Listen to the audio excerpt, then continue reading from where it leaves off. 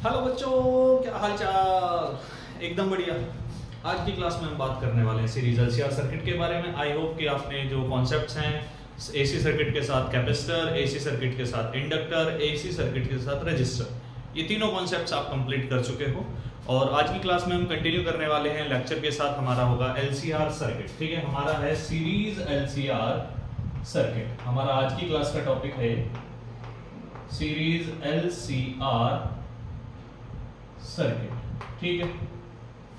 अभी तक हम लोगों ने जो पढ़ा था उसमें एसी सर्किट में एक इंडक्टर था, एक कैपेसिटर था, एक रजिस्टर था। तीनों अलग अलग लगा रखे थे सेपरेट। लेकिन अब की बारी हमारे सामने आता है इनका कॉम्बिनेशन। जब ये कॉम्बिनेशन में होगा तब क्या होगा, कैसे करंट वारी करेगा, कैसे वोल्टेज आएगा हमारे पास, क्या दोनों के बीच में फेज रिलेशन होगा, कैसे फेज डिफरेंस कैलकुलेट किया जाएगा। तो हमारा आज की क्लास का कॉन्सेप्ट यही है। चलिए शुरू करते हैं अपनी क्लास को। तो हमने जस्ट इमेजिन किया हमारे पास तीन कंपोनेंट हैं। एक है इंडक्टर L, एक हमने कंसीडर किया कैपेसिटर, ठीक है, और एक हमने कंसीडर किया रजिस्टर। ये तीन कंपोनेंट्स हमारे पास अवेलेबल हैं। और यहां हम कनेक्ट करते हैं कोई एसी सोर्स। ये हमारा एसी सोर्स है। एसी सोर्स कुछ वोल्टेज प्रोवाइड करेगा सर्किट के अंदर। यहां से हम ये कैलकुलेट करेंगे कि जब सर्किट में तीनों चीजें कनेक्ट होंगी तो सर्किट का रेजिस्टेंस कैसे निकलेगा। सर्किट में तीनों चीजें कनेक्ट होंगी तो कंपोनेंट्स के पास वोल्टेज कितनी कितनी होगी, कैसे कैलकुलेट करना है, ये हमारा क्वेश्चन है यहाँ से, ठीक है। तो हमने इमेजिन किया ये कैपेसिटर था और ये एक रजिस्टर है R। वोल्टेज जो यहाँ से मिलता है उसे हमने नाम दिया V0। V0 हमारे पास मैक्सिमम वोल्टेज हो गया। बेसिकली अल्टरनेटिव सोर्स है तो V जो होता है हमारा वो क्या होता है, V0 sin ओमेगा t, ठीक है। तो यहाँ से हम कंसिडर करके चलते हैं V0 जो है हमारा मैक्सिमम वोल्टेज है। और सर्किट के अंदर जो हमारा करंट आता है उस करंट को हम नाम देते हैं I0। I0 हमारा क्या है, maximum current flowing through the LCR circuit, ठीक है। अब जैसा हम जानते हैं कि कॉम्बिनेशन अगर हमारे पास सीरीज होता है तो करंट की वैल्यू सेम चलती है, बाकी जो डिफरेंस आता है वो आता है वोल्टेज डिफर करती है, ठीक है। चलिए तो यहां से इंडक्टर के अक्रॉस जो वोल्टेज आता है उसे नाम देते हैं VL। कैपेसिटर के अक्रॉस जो वोल्टेज ड्रॉप होता है उसे नाम देते हैं VC। और रेजिस्टेंस के अक्रॉस जो वोल्टेज ड्रॉप आता है हमारे पास उसे हम नाम देते हैं यहाँ पे VR, ठीक है। तीन कंपोनेंट है। तो हमारे पास VL क्या है, VL हो गया वोल्टेज अक्रॉस इंडक्टर, ठीक है। इसके बाद हमारे पास क्या है VC। अगर हम प्लेस करते हैं तो VC हमारे पास हो गया वोल्टेज। चलो अगर हम VL की बात करते हैं तो VL क्या होगा, ओम्स लॉ हमें क्या बताता है, वोल्टेज बराबर क्या होता है करंट इनटू रेजिस्टेंस। तो इंडक्टर के लिए करंट हो गया I0। इंडक्टर का रेजिस्टेंस हमने कंसीडर किया था XL। AC circuit containing inductor only वाला कांसेप्ट हमारा, ठीक है।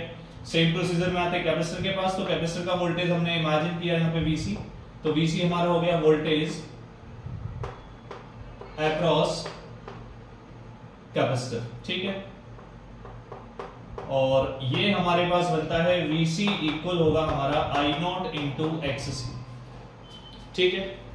XL XC इनकी वैल्यू क्या होती है ये हम सर्किट में कैलकुलेट कर चुके हैं। जब कैपेसिटिव सर्किट था तो हमने XC अरेंज किया था, जब इंडक्टिव सर्किट था तो हमने इंडक्टर के लिए XL कैलकुलेट किया था, ठीक है। कैपेसिटिव सर्किट का मतलब एसी सर्किट के अंदर कैपेसिटर है, इंडक्टिव सर्किट का मतलब है कैपेसिटर के अंदर इंडक्टर है, ठीक है।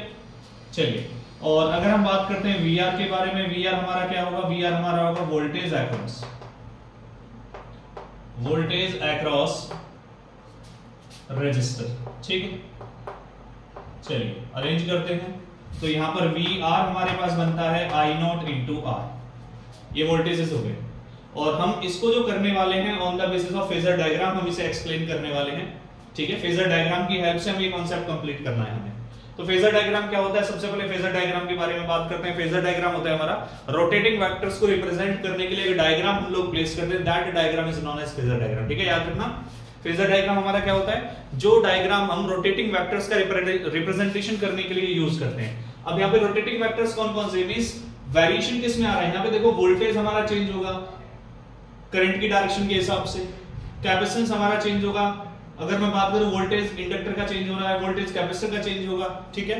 जैसे जैसे करंट की वैल्यू वारी करेगी वैसे वैसे इन वोल्टेजेस की वैल्यू में वेरिएशन आएगा। तो हमारे पास अब फेजर डायग्राम हमने प्लॉट करना है। फेजर डायग्राम शुरू करने से पहले याद रखना है हमने पढ़ा था कि अगर हम बात करते हैं रेजिस्टेंस के बारे में, तो रेजिस्टेंस में करंट और वोल्टेज में कोई फेज डिफरेंस नहीं होता।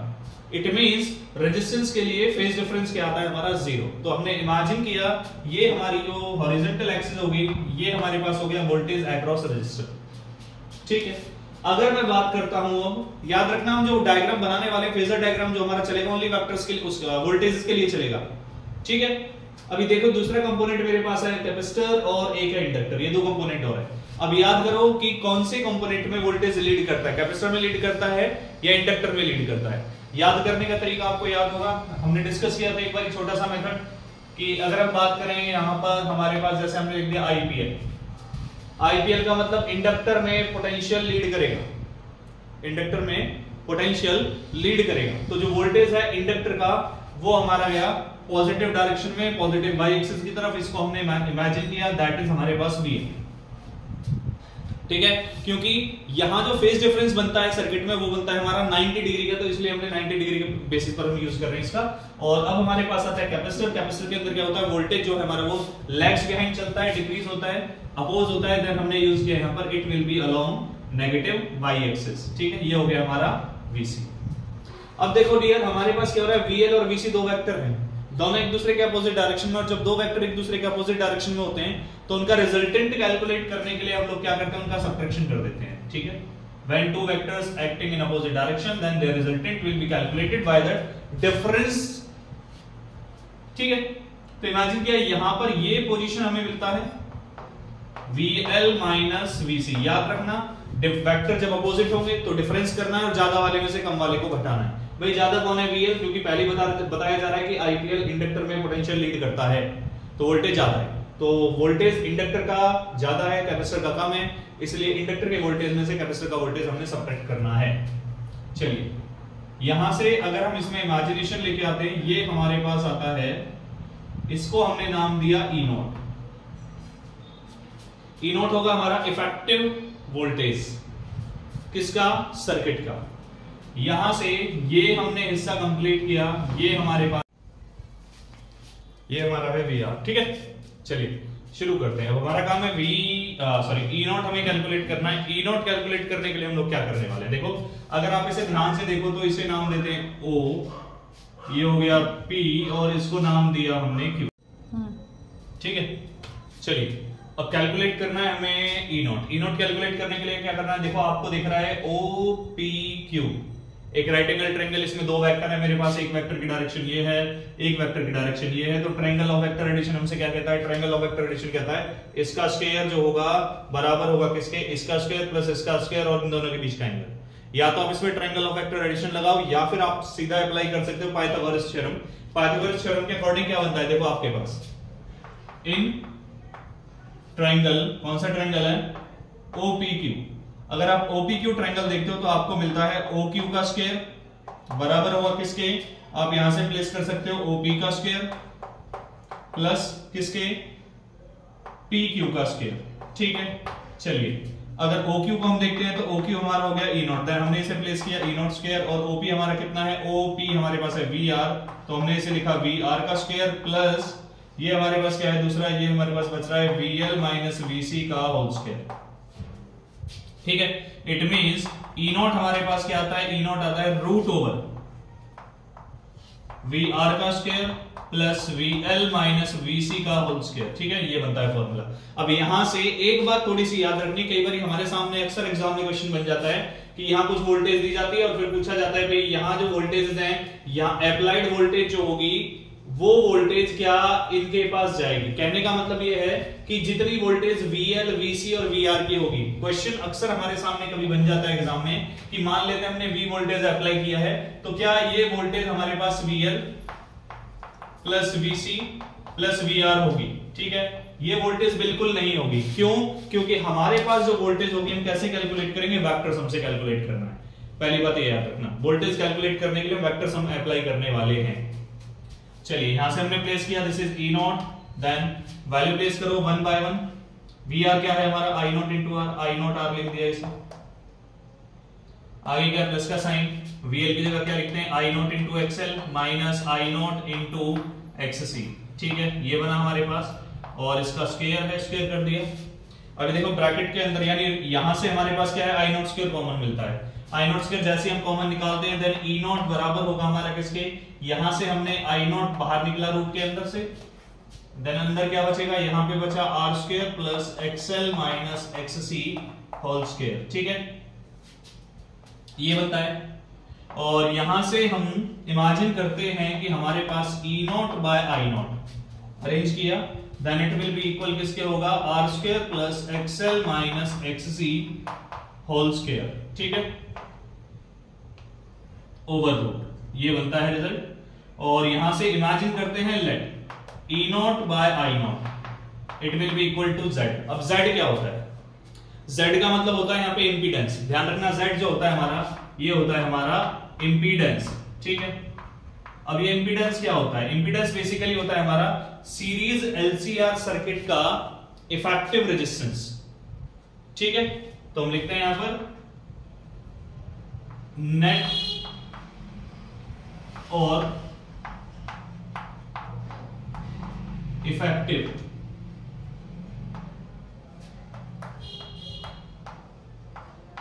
रेजिस्टेंस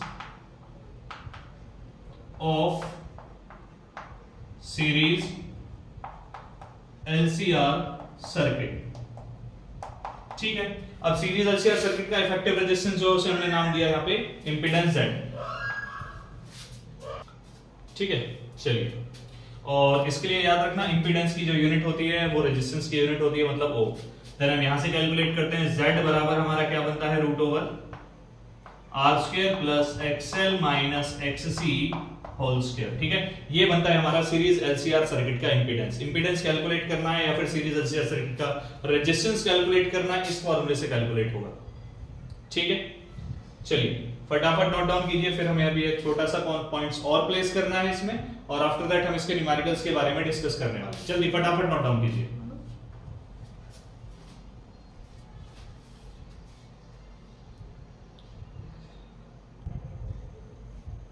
हो गया, नोट डाउन हो गया। चलिए आगे बढ़ते हैं। अभी इसमें कुछ थोड़ा सा पोर्शन हटा देते हैं और थोड़ा हमें अभी आगे प्रोसीड करना है इसे। चलिए हटा देते हैं इसे। ठीक है,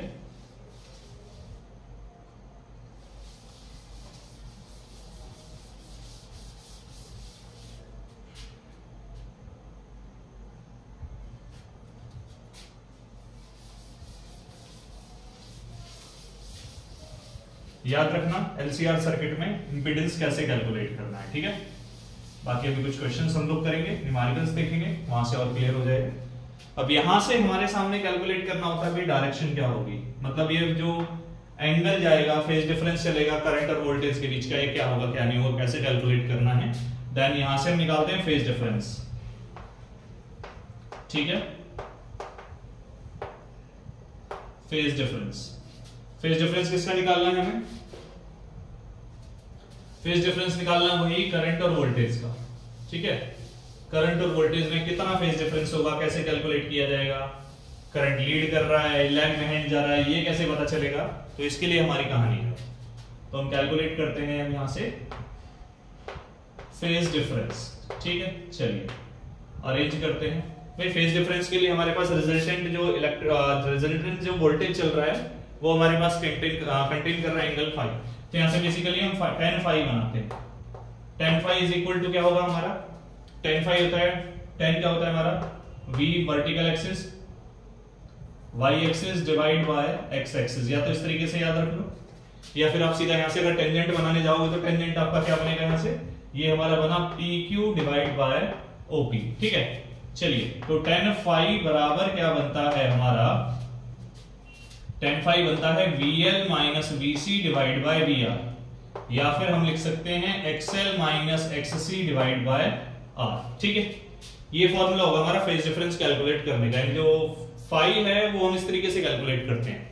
अब यहां पे कुछ पॉइंट्स आपको याद रखने हैं बहुत जरूरी जो हैं। If XL greater than XC है, याद रखना अगर XL ग्रेटर देन XC है देन सर्किट हमारा क्या रहेगा,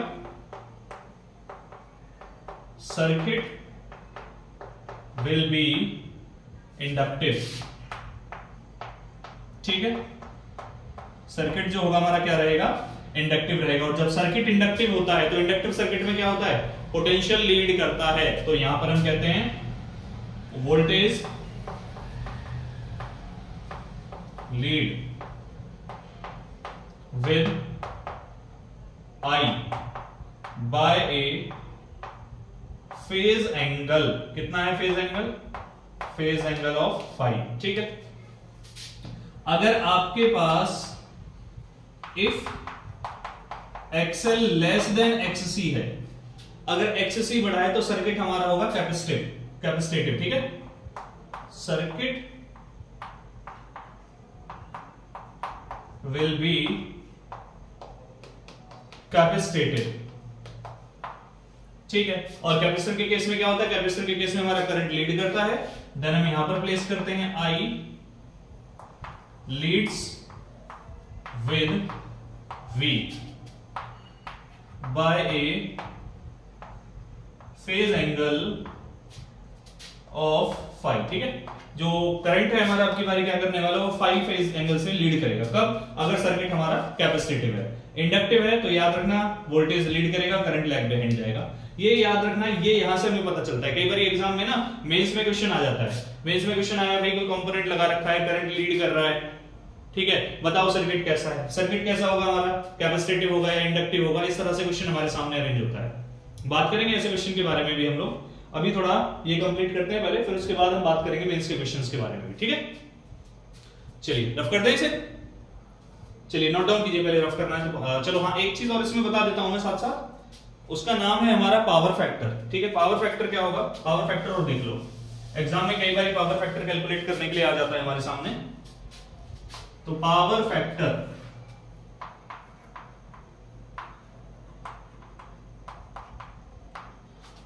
जो होता है बेसिकली cos फाइव से रिप्रेजेंट किया जाता है, and this will be your R by Z। ठीक है, पावर फैक्टर कैलकुलेट करने के लिए क्या करोगे, R बाय Z करोगे, या फिर आप इसे लिखते हो VR डिवाइड बाय V। और V जो यहां पे रहता है, ये रहता है हमारा V इफेक्टिव। V इफेक्टिव कहने का मतलब है जो LCR सर्किट आ रहा है उसके लिए जो हमारी इफेक्टिव वोल्टेज है, जो हमने फॉर्मूला बनाया था अभी थोड़ी देर पहले, जैसा फॉर्मूला हमारे पास था E नॉट इज इक्वल था VR square plus VL minus VC whole square over root. ठीक है, ये जो फॉर्मूला था हमारा, इस फॉर्मूले से कैलकुलेट करना है हमें वोल्टेज। तो इफेक्टिव वोल्टेज हमारा यहां से आएगा। देन पावर फैक्टर कैलकुलेट करने के लिए हम लोग ये वाला फॉर्मूला यूज करने वाले हैं। ठीक है, चलिए फटाफट नोट डाउन कीजिए, फिर इसके न्यूमेरिकल कुछ छोटे मोटे कांसेप्चुअल क्वेश्चंस हम देखने वाले हैं। चलिए फटाफट नोट डाउन कीजिए जल्दी से।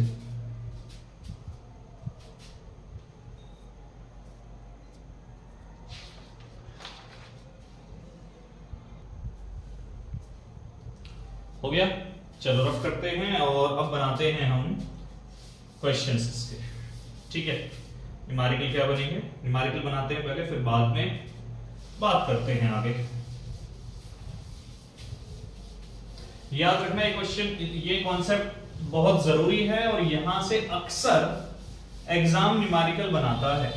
ठीक है, बहुत जरूरी चीज है सारी की सारी, पावर फैक्टर वगैरह, फेज डिफरेंस वगैरह, करंट वोल्टेज में कैसे वेरिएशन होगा कैसे नहीं होगा, सारी चीजें कैलकुलेट करनी जरूरी है।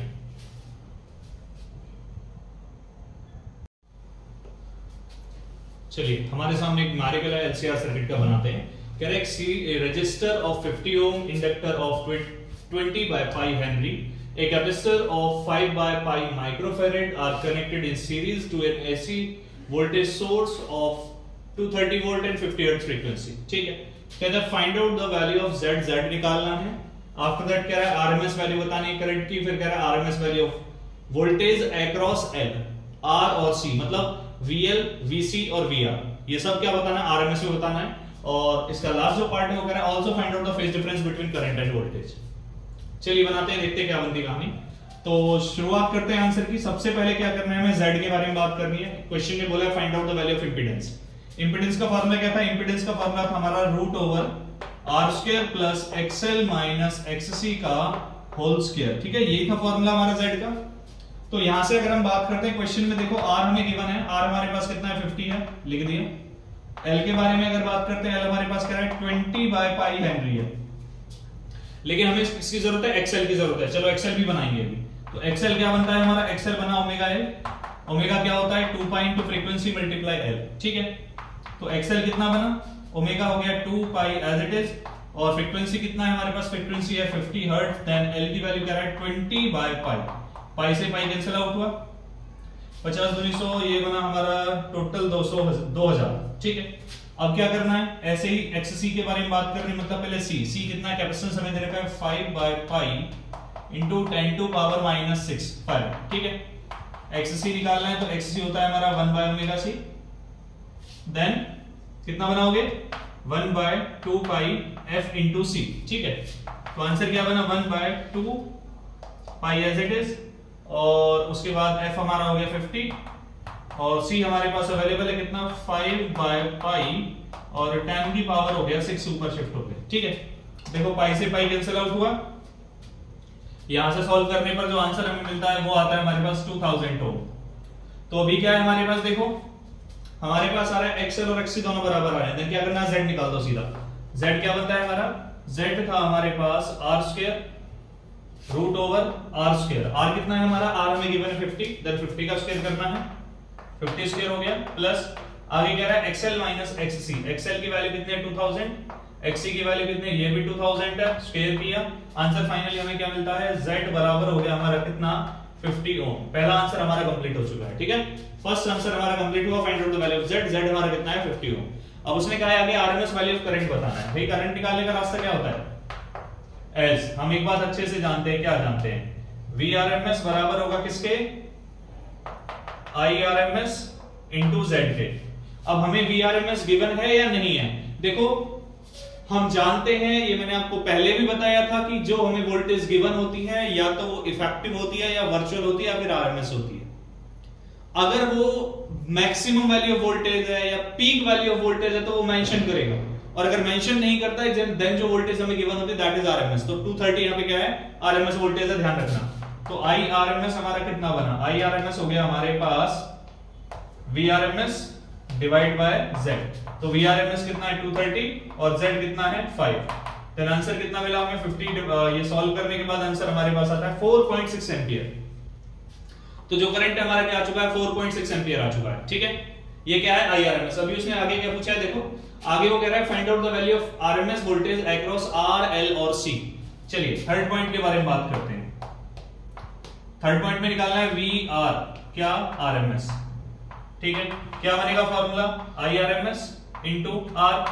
Irms कितना आया था, Irms 4.6, और R हमारे पास कितना था, R की वैल्यू थी 50।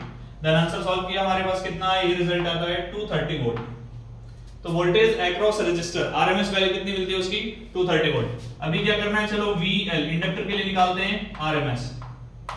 इंडक्टर का आरएमएस कितना होगा, ये हमारे पास आएगा वही Irms इंटू में एक्सएल। वैल्यू रखो, Irms हो गया 4.6 और एक्सएल हमने कैलकुलेट किया, आंसर था हमारा, कंप्लीट करो यहां से, एक जीरो मर गया, देन 2 जीरो बचे और उसके बाद आ गया 489, ठीक है।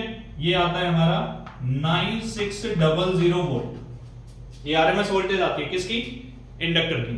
अभी क्या करना है, हमें आरएमएस वोल्टेज बतानी है सेम प्रोसीजर में, किसकी, कैपेसिटर के लिए भी बताना है। तो कैपेसिटर का कितना बनेगा 6 2 12, चलो ठीक है, सॉरी, कैपेसिटर का कितना बनेगा, तो Vc क्या निकालना है, आरएमएस। Vc आरएमएस कितना आया, Irms इंटू XC। Irms कितना हो गया, वही 4.6, अगेन XC कितना था 2000, देन आंसर कितना हो गया 9200 वोल्ट, ठीक है। कंप्लीट हो गया। अभी देखो इसमें बच रहा है find out the phase difference. Phase difference निकालना है भाई हमें।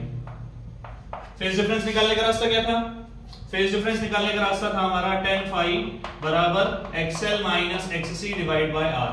अब क्योंकि XL और XC जो दोनों हैं वो क्या आ रहे हैं, दोनों क्या हैं, XL माइनस XC क्या है, दोनों सेम वैल्यू कंटेन कर रहे हैं। और जब सेम वैल्यू कंटेन करते हैं तो हम यहाँ पे क्या प्लेस करने वाले हैं, हम यहां से प्लेस करने वाले हैं 0 बाय R, मतलब आंसर आया 0। इट मींस फाई हमारे पास क्या बनता है, फाई हमें मिलता है 0 डिग्री। तो यहां से हमें पता चला कि जो सर्किट है वो क्या होगा, प्योरली रेजिस्टिव होगा, और जो फेज डिफरेंस करंट और वोल्टेज का होगा वो कितना होने वाला है 0, क्योंकि tan के अंदर 0 डिग्री पर ही रिजल्ट 0 आता है, ठीक है। चलिए फटाफट नोट डाउन कीजिए जल्दी से। हो गया।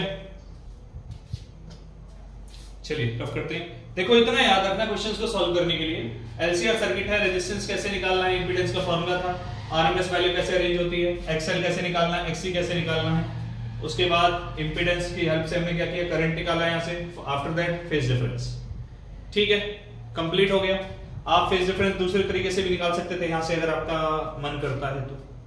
दूसरा तरीका कौन सा लगाओगे फेज डिफरेंस के लिए? देखो एक मेथड आपको मैंने अभी थोड़ी देर पहले बताया था, पावर फैक्टर। पावर फैक्टर मैंने क्या बताया था, cos फाई, और cos फाई क्या था, r बाय z। ठीक है, तो यहाँ पे r as it is r है, और z भी आपके पास r आया था, रिजल्ट आया 1, तो cos फाई जो है ये हमारा बन रहा है 1, और cos के अंदर 1 की वैल्यू आती है 0 डिग्री पर, तो इसलिए जो फेज डिफरेंस है वो तो 0 ही रहेगा। ठीक है, तो फेज डिफरेंस आप चाहे यहां से कैलकुलेट करके लाओ या फिर यहां से कैलकुलेट करके लाओ, दोनों में से कहीं से भी अरेंज कर सकते हैं। ठीक है, क्लियर है कहानी? बस प्रोसीजर याद रखना है और बड़ा सिंपल से क्वेश्चन बनते हैं इसके। चलिए आगे बढ़ते हैं।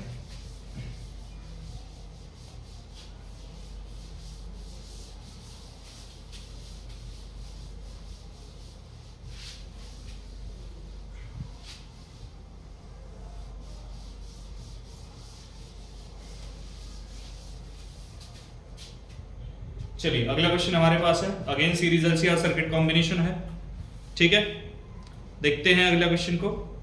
नेक्स्ट क्वेश्चन हमारे पास है कि कोई एसी सोर्स है, ये एसी सोर्स हो गया, यहां पे एक रेजिस्टेंस कनेक्ट है, यहां पे एक कैपेसिटर कनेक्ट है, यहां पर एक इंडक्टर हमारे पास अवेलेबल है। ठीक है, और कहता है कि इसमें 3 वोल्ट मीटर्स लगा रखे हैं। यहां पे एक वोल्ट मीटर ये है आपका, दैट इज V3, एक वोल्ट मीटर आपका यहां पे लगा रखा है, दैट इज V2। ठीक है, और एक वोल्ट मीटर क्वेश्चन में लगा रखा है यहां पे, दैट इज हमारा है V1, और रेजिस्टेंस की वैल्यू हमारे पास अवेलेबल है विच इज इक्वल टू 100 ओम। ठीक है, इसकी वैल्यू C, इसके लिए L। कहता है कि अगर यहां से आपके पास 230 वोल्ट की सप्लाई आती है, 230 वोल्ट और 50 हर्ट्ज, ध्यान रखना 230 वोल्ट एंड 50 हर्ट्ज, ये सप्लाई आपके पास आती है। देन क्वेश्चन आपसे कहता है कि और आपके पास V1, V2 और V3 की जो वैल्यूज हैं दैट इज 65, 415 एंड 204। ठीक है, अगर मैं बात करूं V1 हमें गिवन है, वोल्ट मीटर की रीडिंग जो है V1 की कितनी है, ये हमारे पास है 65 ओम, सॉरी नॉट ओम, वोल्ट। और अगर मैं बात करता हूं V2 के बारे में, V2 हमारे पास है 215 वोल्ट, और अगर मैं V3 के बारे में बात करता हूं तो V3 हमें मिलता है 204 वोल्ट। ठीक है, अब क्वेश्चन हमसे कहता है इसमें find out the current in the circuit. पहले तो करंट बताना है सर्किट का कितना है, दूसरा हमें बताना है, करंट के बाद बताना है कि सर्किट के अंदर कैपेसिटेंस की वैल्यू क्या है और एल की वैल्यू कितनी है। ये हमारा क्वेश्चन है। ठीक है, तो हम लिख देते हैं यहां पर फाइंड आउट, क्या निकालना है, वैल्यू ऑफ करंट। ठीक है, पहला पार्ट इसका। दूसरा पार्ट हमारे पास है find out the value of L and C. ठीक है, दोनों की वैल्यू बतानी है, एल की भी बतानी है और सी के लिए भी बताना है। चलिए ट्राई करें, शुरू करें। चलिए शुरू करते हैं।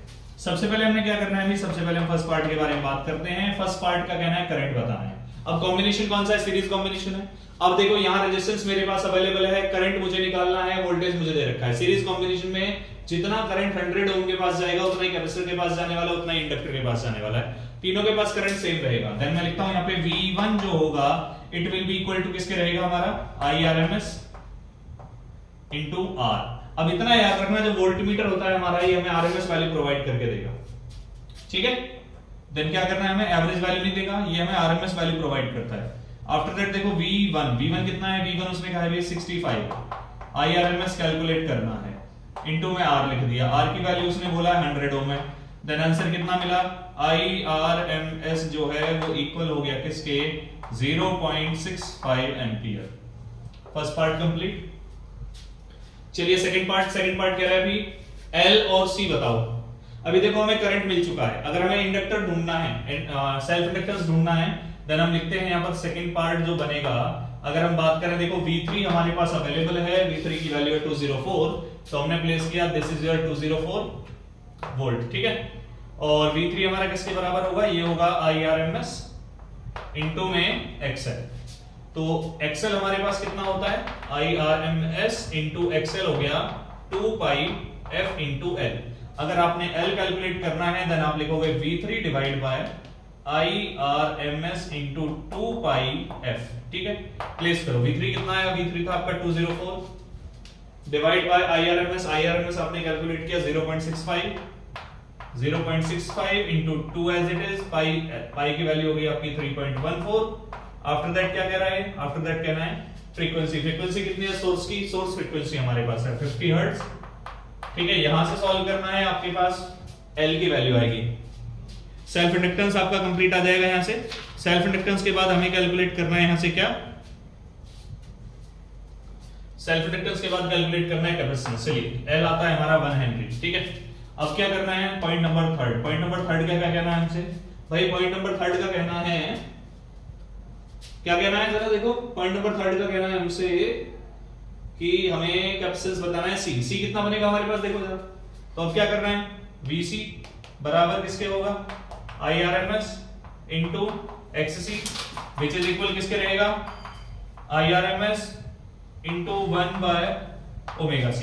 देन C आपका कितना बनता है, IRMS divide by VC into omega, ठीक है। यहां से सॉल्व करो, वैल्यू प्लेस कर दो, 0.65 डिवाइड बाय VC। कैपेसिटेंस की वोल्टेज कितनी दे रखा है उसने, वो कह रहा है 215 रख दिया। आफ्टर दैट कह रहा है ओमेगा, ओमेगा क्या होता है 2 इनटू पाई की वैल्यू 3.14 इनटू क्या करना है हमें, इनटू में हमारे पास आता है फ्रीक्वेंसी, और फ्रीक्वेंसी कितनी है हमारी, फ्रीक्वेंसी गिवन है source frequency 50 hertz. After that solve करना है, सॉल्यूशन के बाद हमारा सीधा कंप्लीट फाइनल आंसर आएगा, ठीक है। क्लियर है, चलिए फटाफट नोट डाउन कीजिए, जल्दी से करो, हो गया। चलिए रफ कर देते हैं, क्वेश्चन और बनाते हैं अभी।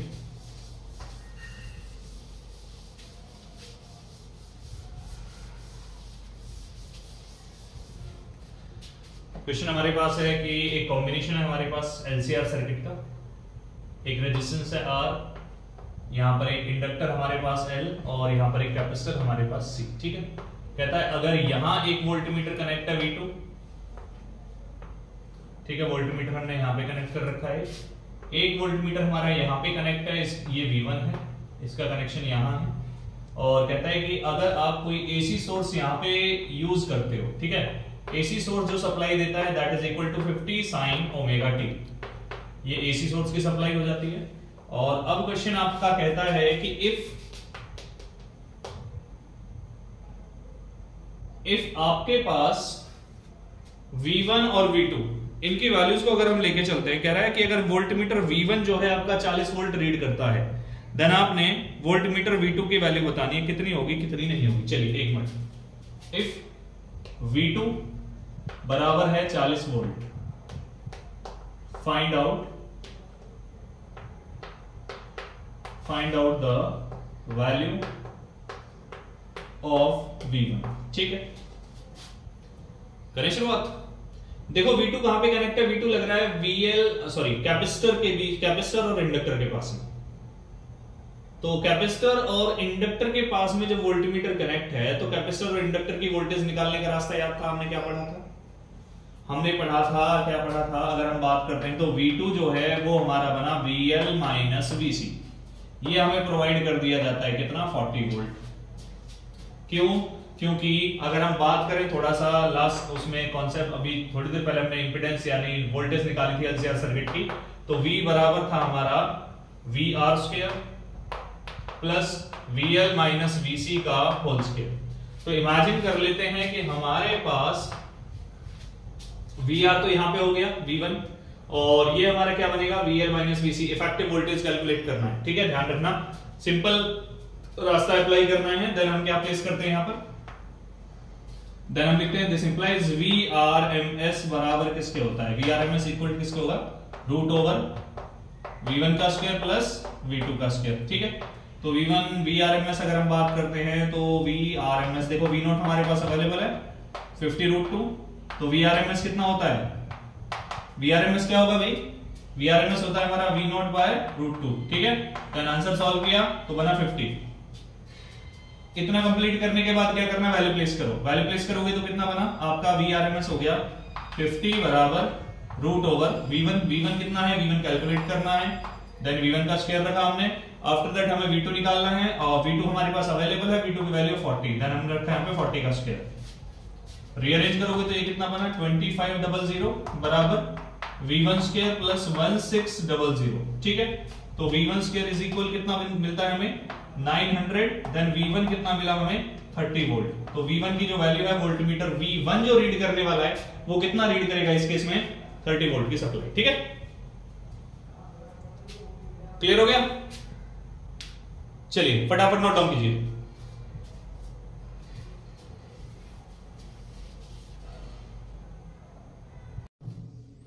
हो गया? चलिए आगे बढ़ते हैं नेक्स्ट क्वेश्चन की तरफ। चलिए नेक्स्ट क्वेश्चन हमारा है कि हमारे पास कोई कंपोनेंट्स हैं L, R और C। एक R है रेजिस्टेंस, एक इंडक्टर L और एक कैपेसिटर है हमारे पास C, ठीक है। ये तीनों किसी AC सोर्स के साथ कनेक्शन में है और AC सोर्स जो वैल्यू कंटेन करता है that is 220 volt and 50 hertz supply, ठीक है। ये AC सोर्स की सप्लाई है। आफ्टर दैट क्वेश्चन कहता है कि अगर R की वैल्यू 100 है, L की वैल्यू 2/π है और C की वैल्यू 100/π माइक्रोफैरड है, ठीक है। देन हमें फाइंड आउट करना है सर्किट का इंपीडेंस कितना होगा, उसके बाद हमें कैलकुलेट करना है यहां से पावर फैक्टर कितना होगा और फिर हमें बताना है फेज डिफरेंस क्या है करंट और वोल्टेज का, ठीक है। तो हमारे क्वेश्चंस क्या क्या है यहां पे? फाइंड आउट द इंपीडेंस, पहले इंपीडेंस बताना है। दूसरा क्वेश्चन हमारा find out the value of power factor,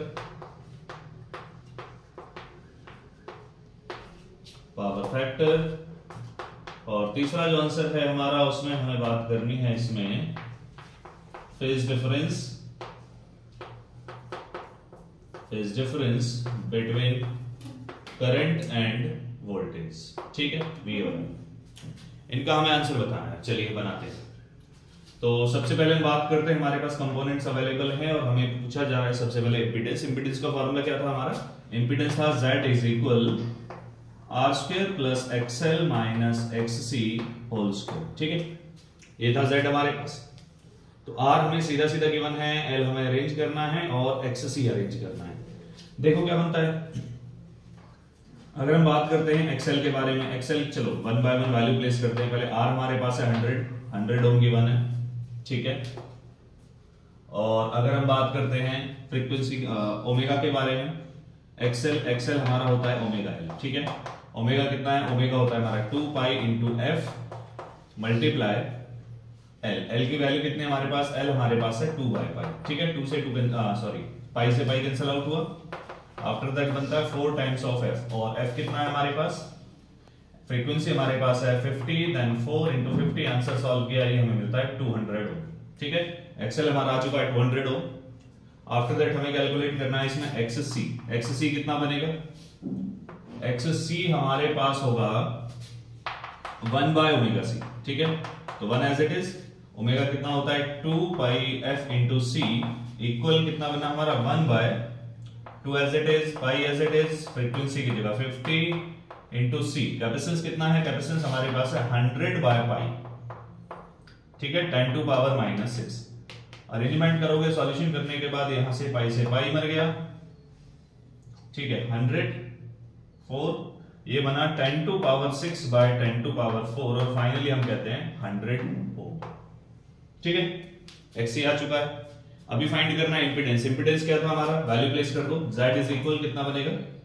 root over देखो R कितना है? R की वैल्यू 100 है, देन हमने यूज किया 100 स्क्वायर प्लस XL कितना है हमारा? XL आ रहा है 200, तो 200 माइनस 100 किया इसका होल स्क्वायर, आफ्टर दैट हमें आंसर मिलता है √2 टाइम्स ऑफ 100 सॉल्व करने के बाद, और √2 कितना होता है 1.41 इंटू 100।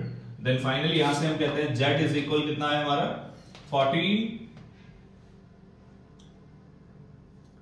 z आता है हमारे पास, मल्टीप्लाई करोगे डेसिमल जाएगा, ये है अब 141.4। ठीक है, ये हमारे पास आता है इंपीडेंस। ठीक है, इंपीडेंस के बाद दूसरा क्वेश्चन हमसे क्या कह रहा है, अभी पावर फैक्टर बताना है। तो पावर फैक्टर का फॉर्मूला क्या था हमारा, याद है? Power factor, second part question में पावर फैक्टर। पावर फैक्टर के लिए हमारे पास फॉर्मूला था cos phi जो होता है that equal r by z। ठीक है, अब r कितना है, r देखो हमारे पास है 100 है, और z कितना है √2 टाइम्स ऑफ 100। हम प्लेस करते हैं 100 डिवाइड बाय √2 टाइम्स ऑफ 100। यहां से सॉल्व करोगे 1/√2 आंसर मिलता है आपको।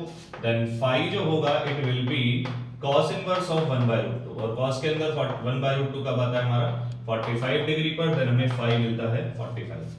पावर फैक्टर यहाँ पे आ गया 1/√2, और जो फेज डिफरेंस होगा हमारे करंट और वोल्टेज का वो हमारे पास कितना आता है, वो आता है 45 डिग्री। यहां से हम कैलकुलेट कर सकते हैं, या फिर फेज डिफरेंस अगर आपने निकालना है तो दूसरा जो सिंपल फॉर्मूला था हमारा 10 वाला, वहां से भी अरेंज कर सकते हैं। ठीक है, दोनों जगह से आंसर हमें मिलेगा। तो यहां से क्या बनता है हमारा, ये पावर फैक्टर आ चुका है। क्वेश्चन नंबर 3 जो था इसमें, क्वेश्चन नंबर 3 में हमें कैलकुलेट करना था फेज डिफरेंस।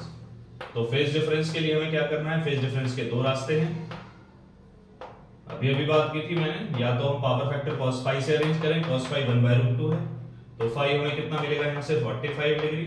और अगर आपका मन करता है नहीं ये मेथड अच्छा नहीं लग रहा है, तो दूसरा वाला पार्ट जो था हमारा tan phi क्या था हमारे पास XL minus XC divide by R। ये फॉर्मूला अप्लाई करो, फेज डिफरेंस कैलकुलेट होगा। यहाँ पे भी हमारा क्या आता है, यहाँ पे हमारा रिजल्ट बनेगा 200 माइनस 100 डिवाइड बाय 100। ठीक है, तो आंसर सॉल्व करने जाओगे तो आपको मिलता है tan phi जो है दैट इक्वल 1, और phi जो है दैट इज इक्वल 45 डिग्री। ये आता है करंट वोल्टेज का फेज डिफरेंस हमारे पास। ठीक है, चलिए फटाफट नोट डाउन कीजिए जल्दी से। हो गया नोट डाउन, चलिए रफ करते हैं और लास्ट क्वेश्चन बनाते हैं इसका।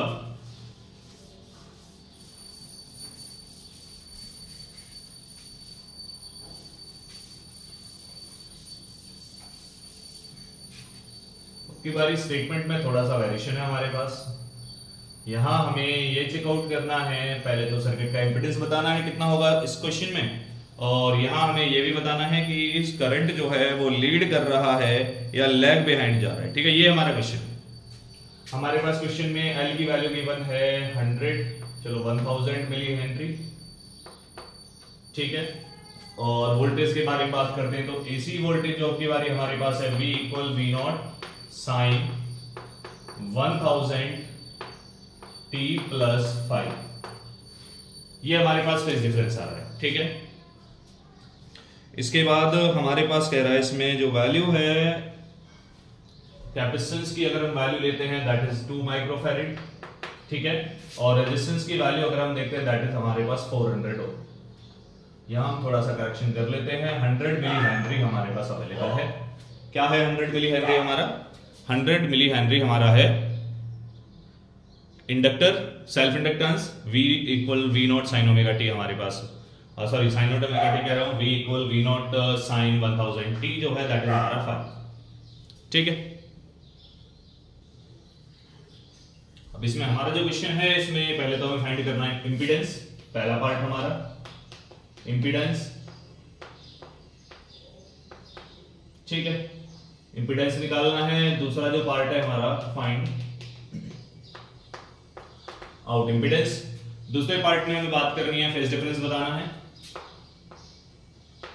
Phase difference. ठीक है, और यहां से जो तीसरा पार्ट है हमारा मेंस के अंदर अक्सर ऐसा क्वेश्चन हमारे सामने प्लेस होता है कि जो सर्किट है वो इंडक्टिव होगा या कैपेसिटिव होगा या रेजिस्टिव होगा। सर्किट आइडेंटिफाई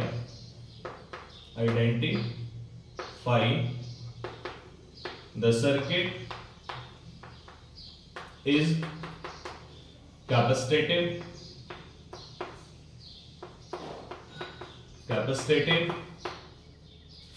inductive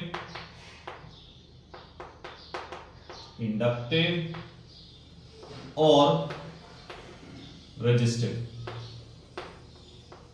ठीक है, ये बताना कैपेसिटिव होगा, इंडक्टिव होगा या रेजिस्टिव होगा।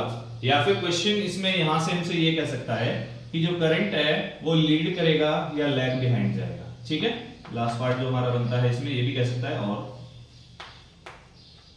फाइंड, चलो और भी करते हैं इसे, फोर्थ पार्ट बना लेते हैं इसका। फाइंड वेदर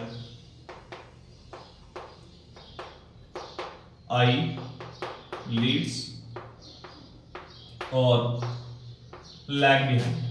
ठीक है, ये हमारा क्वेश्चन। चलिए करते हैं कहानी को complete, one by one, step by step हम चलते हैं। सबसे पहले हमें निकालना है इंपीडेंस। इंपीडेंस का फॉर्मूला हमारा क्या था? इंपीडेंस हमारे पास होता है Z बराबर किसके होता है? Z होता है root over R square plus XL minus XC whole square. ठीक है, तो यहां से अगर इंपीडेंस फाइंड करना है तो हमने सबसे पहले R ढूंढना पड़ेगा, फिर L और एक्सएल और एक्ससी ढूंढने पड़ेंगे। तो अगर मैं R के बारे में बात करता हूं, देखो सर्किट में R हमारे पास अवेलेबल 400 ओम। ठीक है, अगर हम आगे बात करते हैं तो हमें देखो क्या चाहिए, हमें जरूरत है एक्सएल। एक्सएल किसके बराबर होता है? हमारा ओमेगा इंटू एल होता है। ठीक है, ओमेगा इंटू एल। अगर आप यहां से इस इक्वेशन को कंपेयर करते हो, स्टैंडर्ड इक्वेशन आपके पास होती है v बराबर v naught sine omega t plus phi. ठीक है, ये स्टैंडर्ड इक्वेशन होती है हमारे पास। तो अगर आप यहां से कंपेयर करोगे तो कंपैरिजन में आपको मिलता है कि जो ओमेगा है आपका that is equal to 1000 ohm, sorry not ohm, radian per second. ठीक है, ओमेगा हमारा हो गया यहां से 1000 रेडियन पर सेकंड। ओमेगा आ चुका है। ओमेगा के बाद क्या करना है हमने? वैल्यू प्लेस करो, देखो क्या बनेगा। अब निकालो एक्सएल। एक्सएल क्या होता है हमारा? चलो एल के बारे में बात कर लेते हैं। एल हमें क्वेश्चन में गिवन है 100 मिली हेनरी में। ठीक है, 100 मिली हेनरी को हम क्या लिख सकते हैं? यहां से 100 मिली हेनरी है, इसका मतलब 100 इंटू 10 की पावर -3। ठीक है, हेनरी हो गया। अगर हम XL ढूंढने जाते हैं तो ये था ओमेगा L, देन हमारा आंसर कितना बना? 100 इंटू 10 की पावर -3 मल्टीप्लाई 1000 और फाइनल आंसर कितना मिला हमें? 100। ठीक है, 100 ओम हमारा क्या आता है? 100 ओम हमें मिलता है XL। आफ्टर दैट क्या करना है? देखो XC ढूंढना। XC क्या था हमारा? Omega C 1 by omega C। तो इससे पहले कैपेसिटेंस देखो सर्किट का कितना है। कैपेसिटेंस हमारे पास है 2 पाई माइक्रोफैराड। कैपेसिटेंस कितना है हमारा? 2 पाई माइक्रोफैराड। ठीक है, सॉरी 2 पाई नहीं 2 माइक्रोफैराड। तो आप प्लेस करोगे 2 इंटू 10 की पावर -6 फैराड हो गया। ये कैपेसिटेंस कंप्लीट हो गया। आफ्टर दैट हमें क्या करना है? फ्रीक्वेंसी XC के बारे में बात करना है। तो XC होता है 1 बाय ओमेगा C। सॉल्व करो, यहां से कितना बना? ये बनता है 1 बाय 2 इंटू 10 की पावर -6 मल्टीप्लाई 10 की पावर कितना है? ओमेगा कितना था हमारा? ओमेगा था 1000, तो यहां चलो 1000 लिख दिया। देन फाइनली आंसर हम यहां से सॉल्व करते हैं, ये हमारा बनता है 500 ओम। ठीक है, XC हमें कितना मिलता है? यहां से 1000 बचेगा, 1000 ऊपर गया 500 ओम। ठीक है, इसके बाद क्या करना है हमें? हमारा क्वेश्चन आगे क्या कर रहा है? देखो अभी हमें निकालना है इंपीडेंस। तो Z हमारा किसके बराबर होगा? Z बराबर किसके होगा? R square plus XL minus XC का होल स्क्वायर। ठीक है, R कितना है अभी आपका? R है 400 और XL माइनस XC अरेंज करना है। तो ये हमारा बना 400 का स्क्वायर प्लस XL कितना है? 100 माइनस XC कितना है? 500 होल स्क्वायर ओवर रूट करना है। तो Z बराबर कितना बना? 400 का स्क्वायर प्लस कितना बचा? यहां से भी 400 बना, 400 का स्क्वायर। देन फाइनली हम लिखते हैं इसे √2 टाइम्स ऑफ 400। ठीक है, इसके बाद क्या बनेगा आपका? Z इक्वल कितना होगा? देखो Z की वैल्यू क्या मिलेगी? √2 टाइम्स ऑफ 400। √2 कितना होता है हमारा? 1.41। देन आंसर हम लिखते हैं इसे 1.41 465 ओम। ये हमें मिलता है यहां से √2 Z की वैल्यू इंपीडेंस। ठीक है, इंपीडेंस आ चुका है। दूसरा क्वेश्चन कह रहा है फेज डिफरेंस बताओ। फेज डिफरेंस निकालने का रास्ता क्या था? फेज डिफरेंस निकालने के दो रास्ते हैं, आपको याद होगा, बताया था हमने। क्या था रास्ता हमारे पास? या तो हम यूज करते हैं क्या? cos फाई या फिर tan फाई। ठीक है, अगर हम यूज करते हैं यहां पर tan फाई सेकंड पार्ट के लिए, हमें निकालना है यहां से फेज डिफरेंस। ठीक है, फेज डिफरेंस, अगर फेज डिफरेंस के बारे में बात करोगे देन आपको मिलता है tan फाई, और tan फाई था XL minus XC divide by R। ठीक है, अभी देखो XL कितना है? XL है हमारा, अगर हम बात करते हैं minus, sorry not minus, 100 minus 100 minus XC 500 है डिवाइड बाय R। R कितना है हमारा? R भी 400 है। देन आंसर आता है -1 और फाई हमें क्या मिलता है? -1 tan इनवर्स के साथ -1, ठीक है। और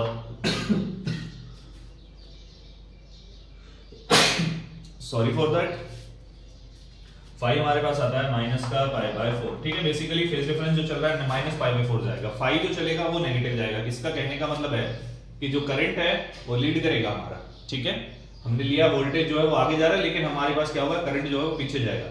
यहां से भी हम कह सकते हैं फेज डिफरेंस आ चुका है। दूसरा हम यहां से कह सकते हैं कि फेज डिफरेंस है वो तो π/4 है हमारा, ठीक है।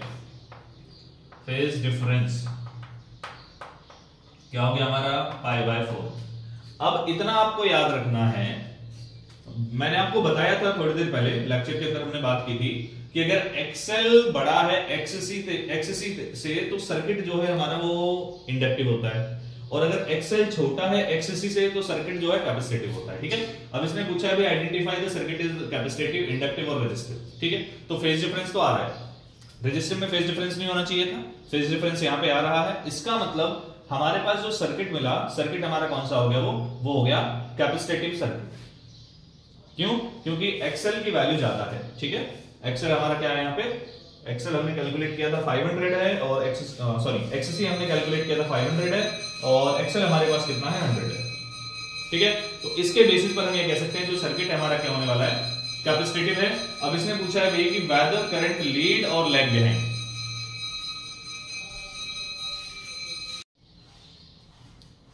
तो हमें बताना है करंट लीड करेगा या लैग बिहाइंड जाएगा। देखो बेसिकली सर्किट जो है कैपेसिटिव है तो कैपेसिटर की कहानी आएगी, और कैपेसिटर में क्या होता है, हमारा जो करंट है वो लीड करता है। बेसिकली ऐसा क्वेश्चन हमसे मेंस में मांगा जाता है, पूछा जाएगा, कंपोनेंट दे दिया जाएगा, उसमें फिर पूछा जाएगा बताओ भाई कि करंट लीड कर रहा है या वोल्टेज लैग बिहाइंड जा रहा है, वोल्टेज लीड कर रहा है, जो भी है, ठीक है। तो यहां हमारा लास्ट पार्ट जो बनता है वो क्या बनता है, I leads with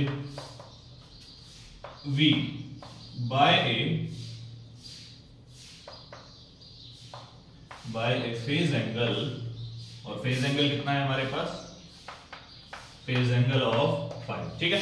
sorry not 5 तो हमने कैलकुलेट कर लिया, और उसकी वैल्यू हमारे पास आती है यहाँ पर π/, ठीक है। करंट जो हमारा लीड कर रहा है वोल्टेज से आगे चल रहा है, और कितना एंगल लेके चल रहा है, वो π/4 लेके चल रहा है, ठीक है। चलिए फटाफट नोट डाउन कीजिए, फिर अब बात करते हैं। अभी हो गया, कीजिए जल्दी से, हो गया, ठीक है। चलिए आई होप कि आपके जो कॉन्सेप्ट्स हैं टॉपिक को लेकर वो क्लियर रहे होंगे। जो न्यूमेरिकल्स हम लोगों ने सॉल्व किए हैं वो आप लोगों ने अच्छे से कंप्लीट फोकस किया है उस पर, ठीक है। बाकी हम मिलते हैं नेक्स्ट वीडियो में, नेक्स्ट लेक्चर के साथ। तब तक के लिए bye bye, take care, and एक बात जरूर, चैनल को लाइक शेयर एंड सब्सक्राइब करना ना भूलें।